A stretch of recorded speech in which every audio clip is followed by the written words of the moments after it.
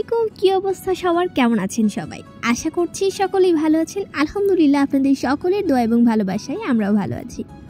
বেশ কয়েকদিন পর আজকে ব্লগ ভিডিও আপলোড করছি। অনেকেই হয়তো আমাকে ভুলেই গেছেন। আমরা বাসা থেকে বের হতে হতেই প্রায় সন্ধ্যা লেগে এসেছিল। তারপর রাস্তায় আসার পরেই মাগরিবের আজান দিয়ে দেয়। আপনাদের ভাই এক জায়গায় মসজিদ দেখে আমাদেরকে একটু গাড়ির কাছে বসতে বলে মসজিদে নামাজ পড়তে যায়। যেহেতু সেখানে মেয়েদের নামাজের ব্যবস্থা ছিল না, এজন্য আমি যেতে পারি নাই।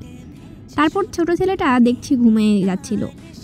সারাদিন ঘুমায় না, আবার সন্ধ্যাবেলা এসে তার ঘুম পায়। রাত 11টার দিকে ঘুম থেকে উঠে, তারপর আবার সারা রাত ঘুমায় না, এরকম একটা অবস্থা। তো আমরা আমাদের কাঙ্ক্ষিত জায়গায় চলে এসেছি। এই জায়গাটা আমার অনেক বেশি পছন্দের। এই জায়গাটা আসলেই কেমন জানি একটা রিল্যাক্সিং ভাব চলে আসে। সারাদিনের ক্লান্তি, সারা মাসের ক্লান্তি এক নিমিষেই উধাও হয়ে যায় এখানে আসলে। চারপাশে সবুজের সমারোহ, অনেক গাছপালা আর সুন্দর করে লাইটিং করা ছোট্ট একটা ফাস্টফুড শপ বা রোড সাইড ক্যাফে বলতে পারেন। এটা বগুড়া এরুলিয়া বিমানবন্দরের অপোজিটে। যারা বগুড়া জেলার মানুষ তারা অবশ্যই জেনে থাকবেন বা চিনে থাকবেন। আমার বড় ছেলে আগেই দৌড় দিয়ে গিয়ে দোলনায় উঠে বসেছে, আর আমি আস্তে আস্তে ভিতরে এন্ট্রি নিলাম। জায়গাটা এত বেশি সুন্দর, আসলে বলে বোঝানো যাবে না। আপনারা যারা আশেপাশে আছেন তারা অবশ্যই জায়গাটা ঘুরে আসবেন। বিশেষ করে রাতের ভিউটা অনেক বেশি সুন্দর। আমি কিছু খাবার অর্ডার দিয়ে সাইডে বসে পড়লাম, দোলনাতে দোল খাচ্ছিলাম আর কি। তারপরে খাবারটা চলে আসলে আমার ছেলে একটু ঘুম চোখে ছিল, ও কোনোভাবেই খেতে চাচ্ছিল না। তো খাওয়া দাওয়া শেষ করে আমরা আবার একটু দোলনায় গিয়ে চাপলাম। আর আপনাদের ভাইয়া একটু কাজে গেছিলো, সে আসার জন্য আমরা অপেক্ষা করছিলাম। এদিকে খাওয়া দাওয়া শেষ, আমি কফি খেলাম, ছেলেরা পিজা খেলো, আরও কিছু খাওয়া হয়েছিল, যাই হোক টুকিটাকি।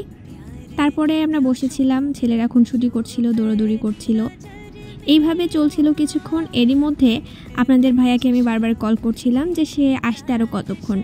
আসলে আমি কখনো একা একা কোথাও যাই না বা থাকি না, আমার একা একা খুবই বোর লাগছিল। আর রাত হয়ে গেছিলো, এই জন্য খুব বেশি মানুষজনও এখানে ছিল না। জায়গাটা এতটাই সুন্দর ছিল, কিন্তু তারপরেও আমাকে প্রচণ্ড একা লাগছিল। তো ছেলেদের নিয়ে একটু মজা করছিলাম, দুষ্টুমি করছিলাম। আমার ছোট ছেলে প্রচণ্ড বায়না ধরেছে তাকে ঘুরুনি করতে।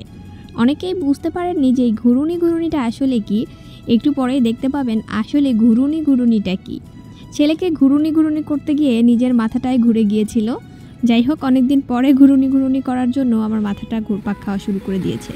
এরই মধ্যে ঝুমঝুমিয়ে বৃষ্টি নেমেছে, আর বৃষ্টি নামাতে প্রকৃতিটা এত বেশি সুন্দর লাগছে, কিন্তু আমার প্রিয় মানুষটা আমার সাথে নেই।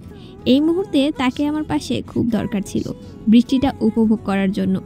যাই হোক, এমনিতেই ওয়েদারটা অনেক বেশি সুন্দর ছিল, বৃষ্টি এসে আরও বেশি সুন্দর লাগছিল। ছেলেকে বললাম আমাকে কয়েকটা ছবি তুলে দাও, কিন্তু ছেলে আমার ভিডিও করে ফেলেছে। যাই হোক, অনেক সুন্দর হয়েছে ভিডিওটা, তো সেই ক্লিপটাও অ্যাড করে দিলাম। তো আপনাদের ভাইয়া চলে এসেছিল এর মধ্যে। আমরা এখন বাড়ি ফিরছি। আজকের ব্লগটা এই পর্যন্তই। আল্লাহ হাফেজ।